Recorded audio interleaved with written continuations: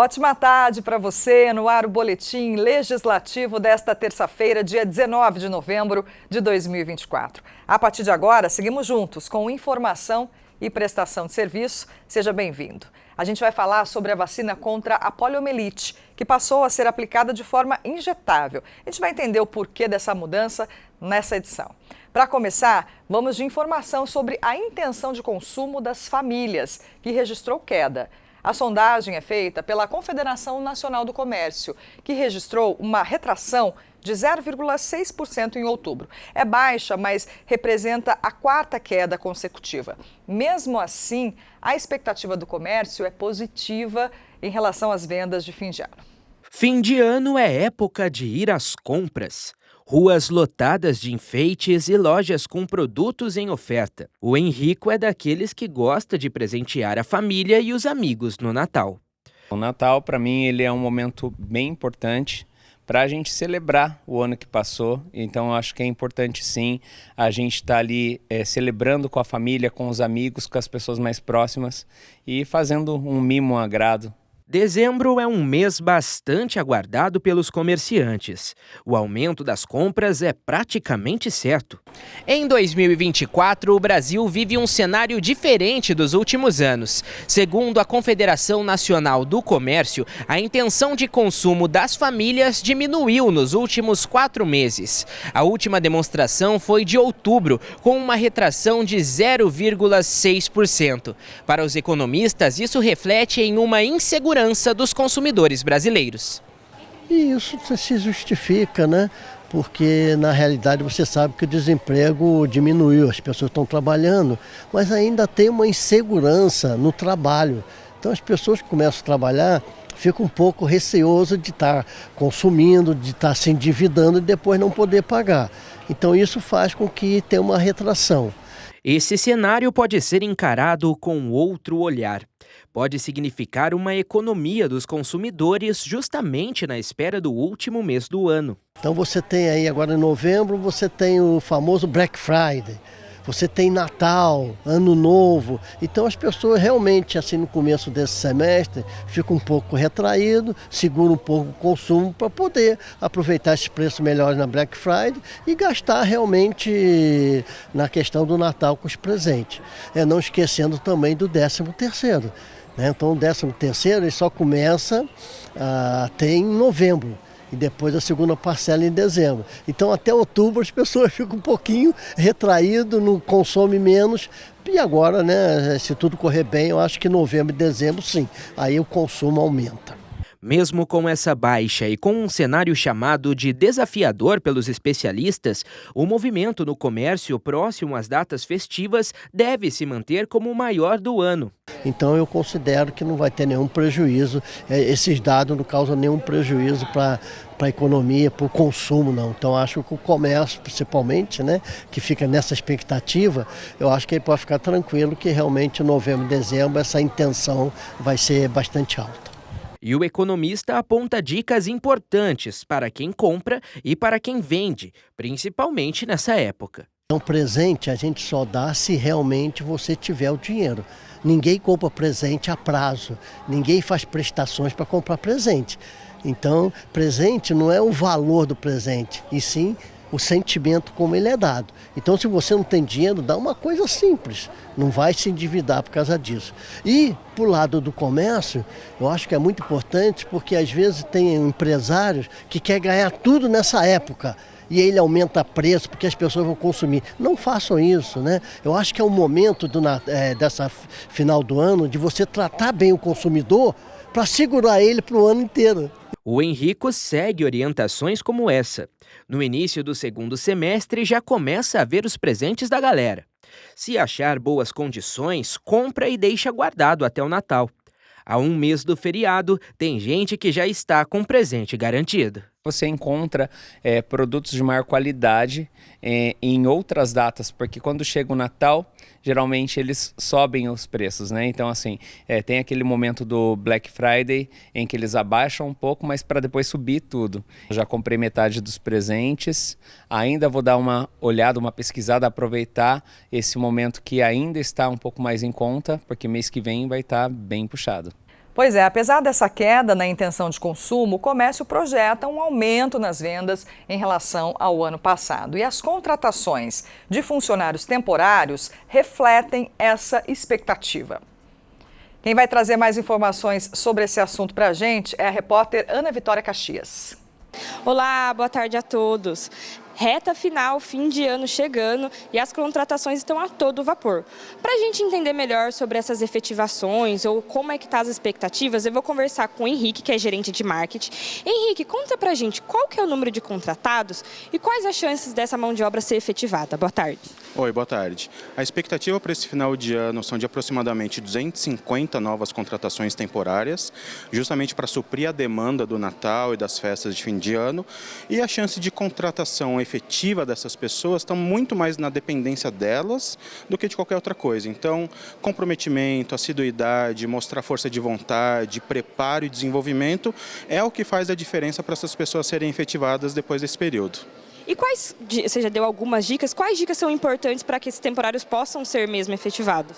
Bom, depende muito de onde essa pessoa vai estar trabalhando. Então a gente está, por exemplo, aqui dentro do shopping, diversos segmentos. Tem alimentação, tem vestuário, tem serviços. Cada uma vai demandar coisas muito específicas, mas é muito da força de vontade e do comprometimento com essa nova chance de jornada. E a gente está falando de fim de ano, festas, compras. Qual que é a expectativa de vendas nesse fim de ano? A expectativa é bem positiva, né? A gente está vendo num momento muito positivo, não só aqui do shopping, mas o varejo, o mercado nacional como um todo. A gente está pensando, a nossa estimativa está perto dos 18% do aumento de vendas para esse período de final de ano. E as pessoas pretendem, na expectativa de vocês, gastar mais ou dar só aquela lembrancinha? Não, pelo que a gente tem percebido, as pessoas estão gastando mais, né? Estão gastando mais em mais compras e presentes mais caros. Então é a hora de você pensar naquela sua listinha de desejo, do amigo secreto e de fazer alguma compra um pouco mais alta para as pessoas que vocês querem presentear. É isso, muito obrigada. A gente fica atento a essas dicas e boas compras a todos. Eu volto com você no estúdio. Obrigada, Ana. A vacina contra a poliomielite, que antes era em gotas, agora passa a ser injetável. Essa medida segue uma tendência mundial. E quem vai trazer mais informações para a gente é a repórter Júlia Lopes. Boa tarde para você, boa tarde para todos. É isso, a vacina contra a poliomielite de reforço, as famosas gotinhas, agora vai passar a ser vacina injetável. Aqui em São José dos Campos, a cobertura vacinal está em 79,50% para o público-alvo de crianças menores que 5 anos. Sobre a vacinação, essas mudanças, eu vou conversar agora com a enfermeira Lucineide. Lucineide, boa tarde. Você pode explicar para a gente o motivo dessas mudanças? Então, foi feita uma pesquisa pelo Ministério da Saúde em alguns países onde já era realizado só a vacina polio injetável e foi percebido que a cobertura chega até de 99% a 100%, uma cobertura bem maior. O que vai propiciar uma maior proteção para as nossas crianças, né? Lembrando que a polio, a gente não tem nenhum caso no Brasil há 35 anos e graças à gotinha. Então, essa vinda, essa proteção a mais para as nossas crianças é muito bem-vinda. A gente teve um caso recente, em 2023, no Peru, e é um país que está colado no Brasil. E nada melhor que proteger as nossas crianças, né? Perfeito. E qual a diferença, né, desses imunizantes, da gotinha para injetável? A gotinha, que era a VOP, ela é um agente que é um vírus vivo, só que ele é atenuado. Enquanto que a injetável é um vírus que é inativado. Por isso a proteção é maior.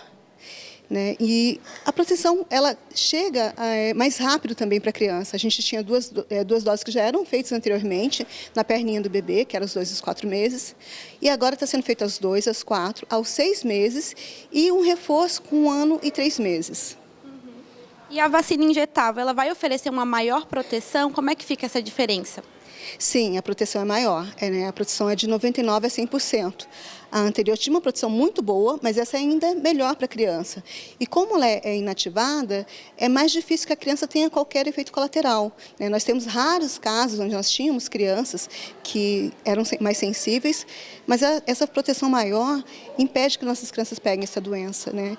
E vacinar é amar, né? É um ato de amor. Então, levar a criança, o bebezinho, à UBS mais próxima, as nossas crianças maiores de 5 anos, os nossos adolescentes, é um ato de amor. Eles não vão sozinhos, então papai e mamãe leva, né? Carrega o seu filhinho para a UBS. Os adultos também têm algumas vacinas que são muito importantes.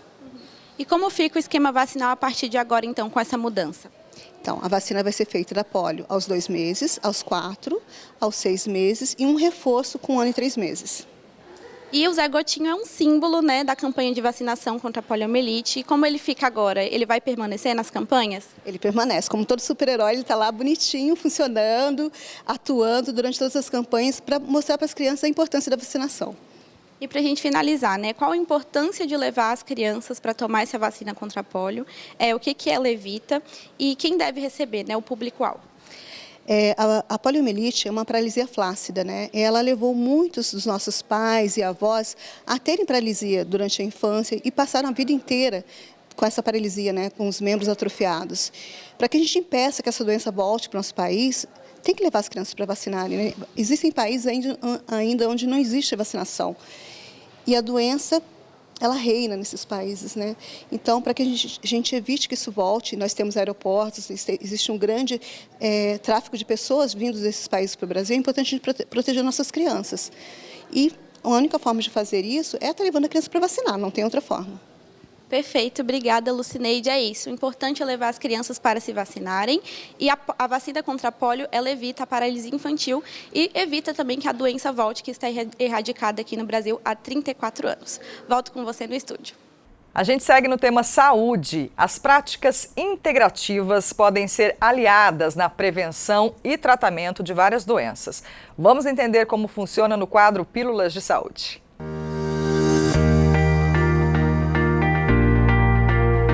Olá, eu sou Daniela Suru, terapeuta integrativa.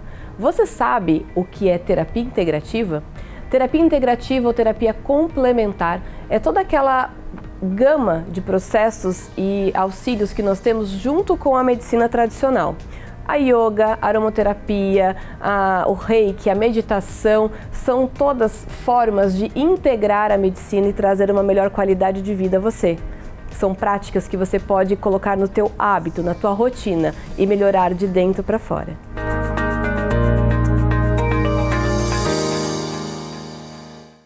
Dados da Confederação Nacional de Dirigentes Lojistas e do Serviço de Proteção ao Crédito mostram que quase 90% dos consumidores retornam para o cadastro de negativação menos de 1 ano após o pagamento da dívida negociada. Esse é o assunto de hoje do Boletim Entrevista.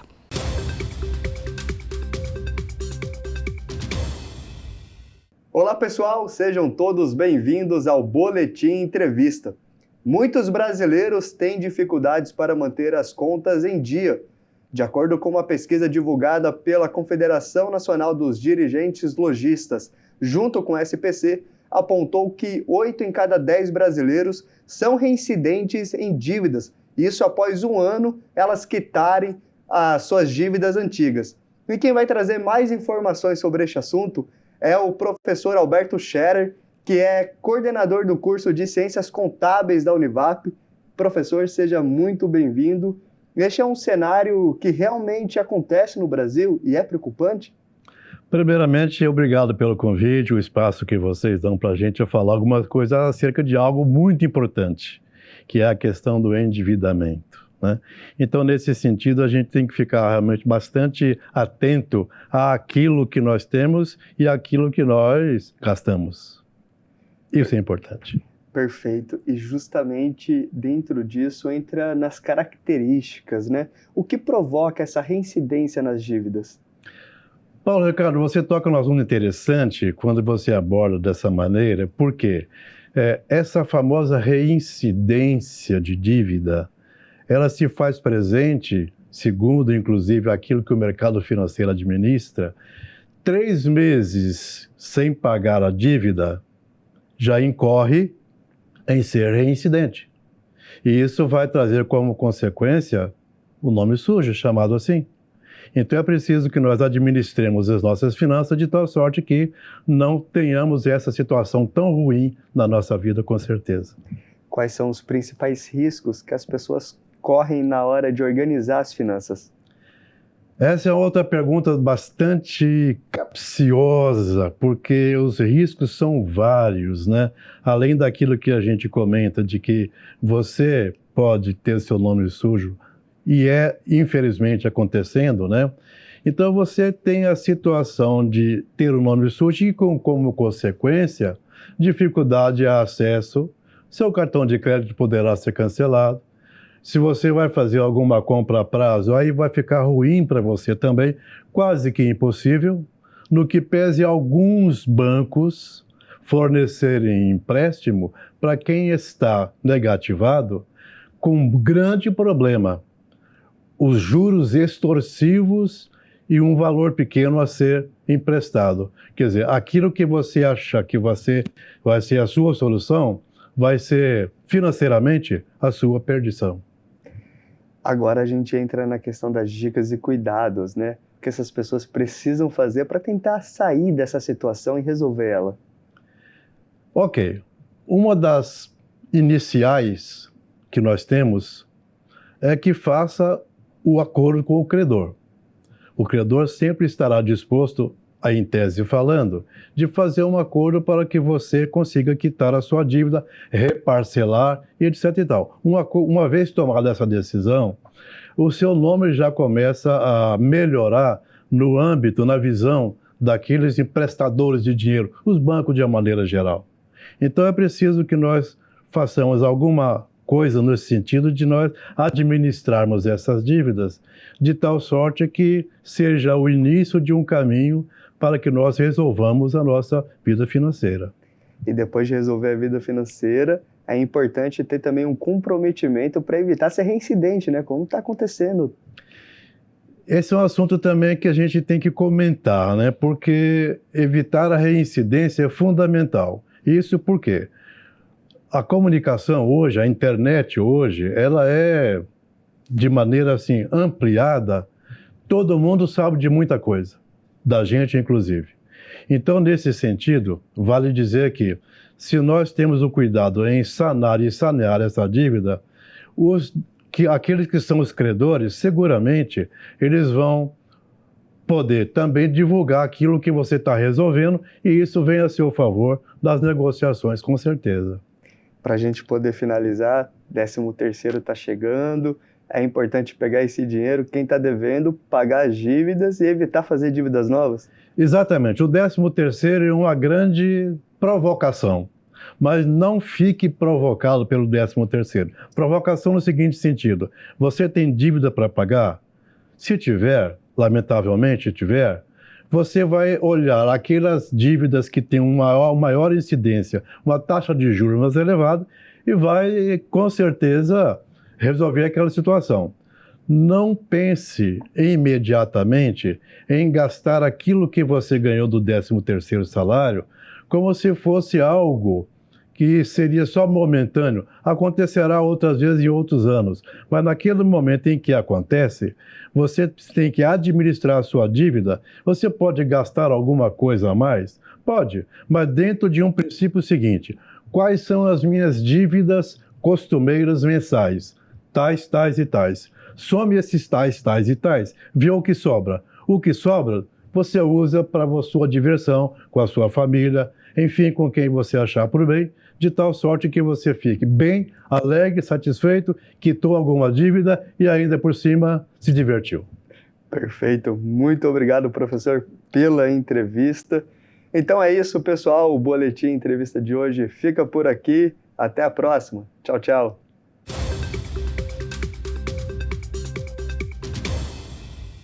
A gente confere agora as vagas abertas no PAT nesta terça-feira na agenda de serviço.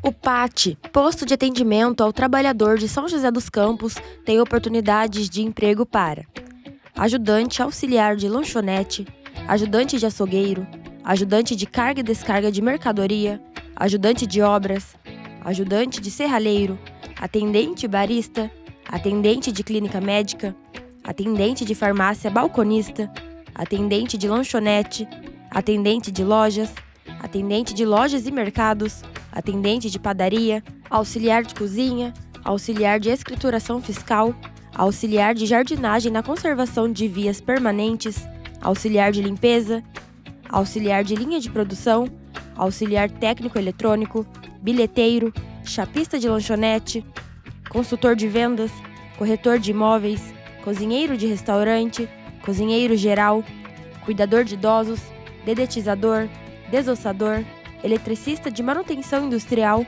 empregado doméstico diarista, empregado doméstico nos serviços gerais, fisioterapeuta geral, jardineiro, manobrista, marceneiro, mecânico de alta em geral, mecânico de manutenção de máquina industrial, mestre de obras, montador de equipamentos elétricos, montador de estruturas metálicas, montador de móveis de madeira, motorista de caminhão, operador de caixa, operador de teleatendimento ativo, operador de telemarketing receptivo, operador de vendas, padeiro, recepcionista atendente, repositor de mercadorias, soldador, técnico de edificações, técnico de manutenção elétrica, técnico de refrigeração, telhador, tratorista operador de roçadeira, vendedor interno, vendedor porta a porta, vendedor pracista.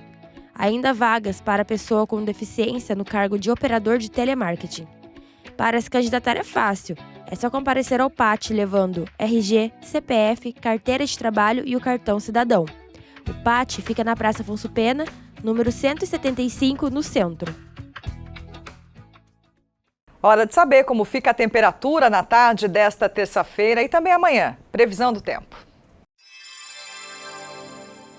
Na tarde desta terça-feira, o tempo segue quente, com muitas nuvens no céu. A máxima esperada é de 29 e a mínima será de 17. Já amanhã, quarta-feira, o sol aparece com muitas nuvens durante o dia, deixando o clima mais quente. A máxima prevista é de 34 e a mínima será de 18. O Boletim Legislativo desta terça-feira fica por aqui. Muito obrigada pela companhia. Todas as reportagens estão disponíveis no nosso canal do YouTube. Caso você queira rever ou compartilhar a informação com alguém, é só acessar a TV Câmara SJC. Ótima tarde para você e a gente volta a se encontrar amanhã. Até lá!